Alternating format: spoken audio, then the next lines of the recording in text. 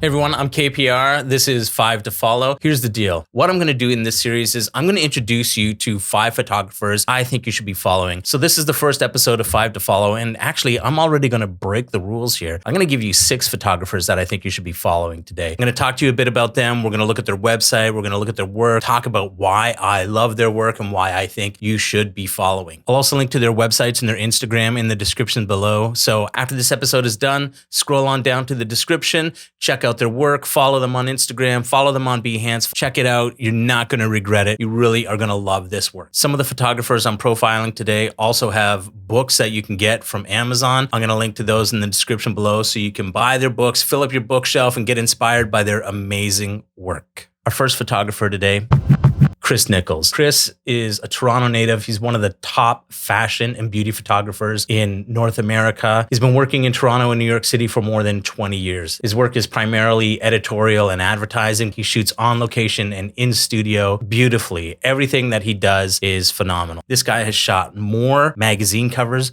than I have purchased magazines in my entire life. And I have bought a lot of magazines. His work is clean, it's versatile, it's simple, it's stunning. Even if you don't shoot fashion or beauty or editorial, Chris is a photographer you need to be following because his work is just consistently great and very inspiring. So check him out on Instagram and give him a follow.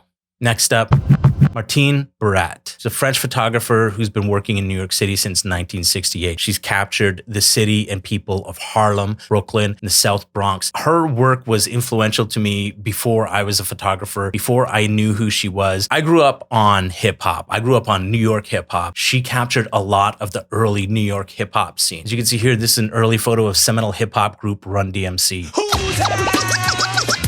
Her documentary approach really is very intimate and makes you feel like you're right there with the people. I find her work so inspiring and it influences the way that I shoot reportage. Also, if I'm shooting a family, this is very similar to the approach I take documenting family life. She has a book called Do or Die that's really great. You should check it out. Give her a follow on Instagram. Check out her website. Her work is stunning. Next up, Vania Gunawardi, another Toronto photographer. Vania is a photography and CGI mixed media artist. Born in Indonesia, she studied animation in Singapore and the UK before moving to Toronto to pursue photography more in depth. Vania's work is vibrant, it's minimalist, and has a very pop art feel to it. She works mostly in food and still life. Check out her website. She's using an Adobe Portfolio website, and that links to her Behance. So follow her on Instagram, follow her on Behance. Links are in the description below. I just absolutely love this work. In my opinion, Brazilian-born Sebastião Salgado is probably the best and most important photographer that has ever lived.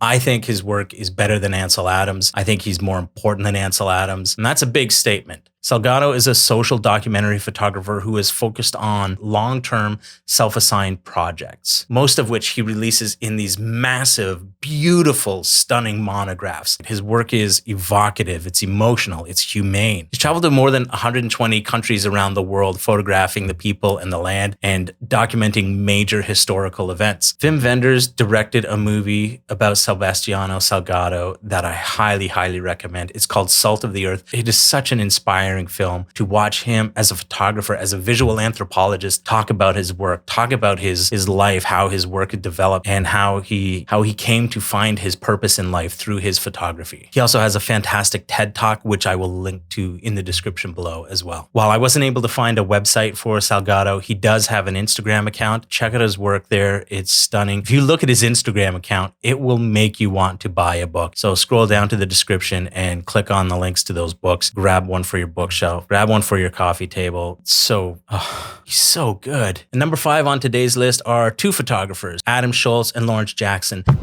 And they are the new White House photographers for President Biden and Vice President Kamala Harris, respectively. Adam Schultz is from Atlanta. He worked on the Biden campaign. He worked on Hillary Clinton's campaign. He worked for the Clinton Foundation for 8 or 9 years before that. He's now the official White House photographer for President Joe Biden. Lawrence Jackson is from Richmond, Virginia. He also served on Barack Obama's communications team, I think also with Adam Schultz. And he's the official White House photographer for Vice President Kamala Harris. Now, Adam Schultz has has a website. He was working on the Biden for President Instagram account, but now he's moved over to the White House Instagram account. Lawrence Jackson has a website you can check out. He's got an Instagram account. Follow him on Instagram. Follow the Kamala Harris Instagram as well for more of his work. Jackson also has a book available called Yes, We Did, featuring his work during the Obama administration. So you can get that in the description below.